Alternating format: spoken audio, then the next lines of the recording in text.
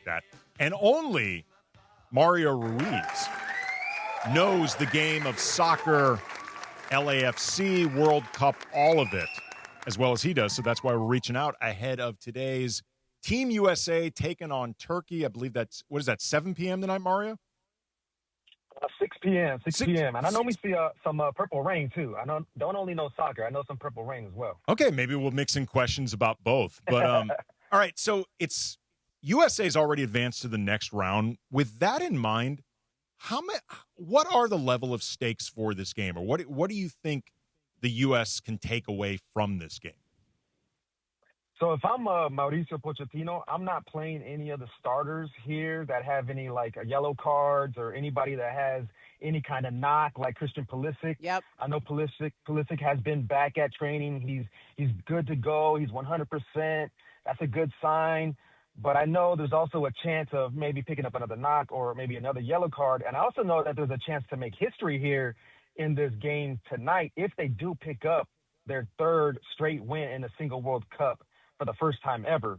But still, the next match is what I think everybody should prioritize.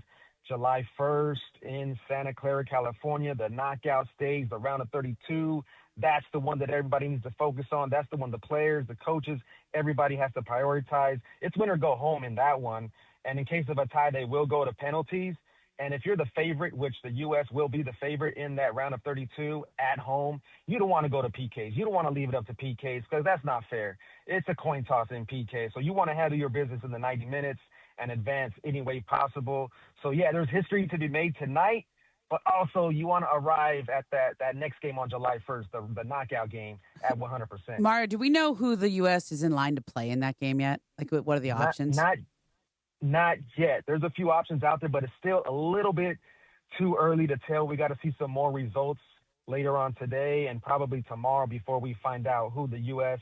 Mexico is going to play. We know that Canada is going to play South Africa. Okay. Canada, they had a chance to clinch home field advantage yesterday. If they would have just either had a draw or a win against Switzerland yesterday, they dropped that match. They lost that match. So now they lose home field advantage. Canada has to come to Inglewood, SoFi Stadium, and they have to play against South Africa on the road, which is a big difference. Home field advantage is so huge. You've seen it with the U.S. men's national team. You've seen it with Mexico. Estadio Azteca is a fortress for Mexico. Mexico is tough to beat there. That's going to be also an elevation. Mexico is going to be tough to play against them. Yeah, the elevation as well, Momo, for sure. Can we talk Mexico too? They've been rolling so far. El Tri. Yeah, El Tri is rolling. I mean, this is the best they've ever looked, I think. This is the best I've ever seen them in my lifetime. Wow. I mean, 3 dominant, comfortable wins in the World Cup group stage. They're just waiting for that next game at Estadio Azteca, like I just talked about, a huge home field advantage. So they're rolling right now. What a moment yesterday to see Memo Ochoa, though, get in there for the last, 10, 15 minutes of that match and get that curtain call because he's a legend. We have a tortoise at our house, and my son named that tortoise Memo. So that tortoise name is after Memo Ochoa, and so that's how big he is to Mexicans and Mexican families all around.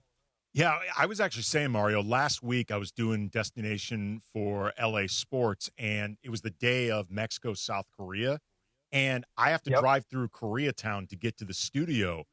I was concerned that I was not going to get to the studio on time. It normally takes me about 20 minutes. It took 45 minutes at least because you've got a high population of Mexican and Mexican-American Angelinos in Koreatown, plus obviously a lot of Korean and Korean Americans there. It was an absolute circus. There was a watch party set up. I saw video of that. Wow. Yeah, that was awesome. It was crazy. It was like it was like a parade, a marathon all mixed into one. It was amazing. And both of those fan bases, the Mexicans and the Koreans, have love for each other. Yes, they do.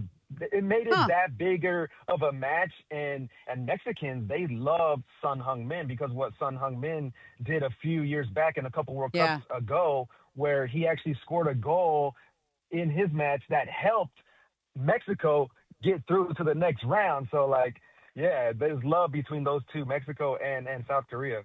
Talking with Mario Ruiz. He covers all things LAFC, has the station's LAFC podcast. He is our go-to World Cup expert. Yeah, I was asking Mike Trudell, who also knows quite a bit about soccer as well.